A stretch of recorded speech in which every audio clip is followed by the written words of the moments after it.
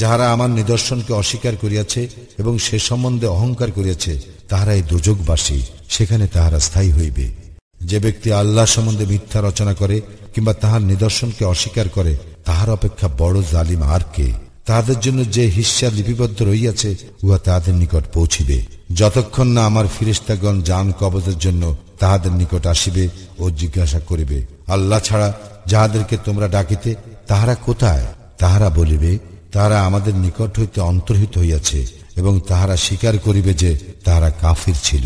আল্লাহ বলিবেন, তোমাদের পূর্বে যে জিন ও মানব দল গত হইয়াছে তাহাদের সঙ্গে তোমরা দোজখে প্রবেশ করো। যখনই কোন দল উহাতে প্রবেশ করিবে তখনই অপর দলকে তাহারা অভিসম্পাত করিবে।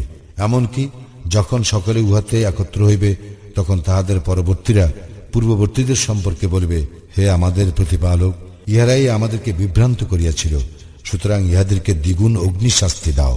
আল্লাহ বলিবেন, প্রত্যেকের জন্য দ্বিগুণ রহিয়াছে, কিন্তু তোমরা জানো না। তাহাদের পূর্ববর্তীরা পরবর্তীদেরকে বলিবে, আমাদের উপর তোমাদের কোনো শ্রেষ্ঠত্ব নাই, সুতরাং তোমরা তোমাদের কৃতকর্মের শাস্তি আস্বাদন করো।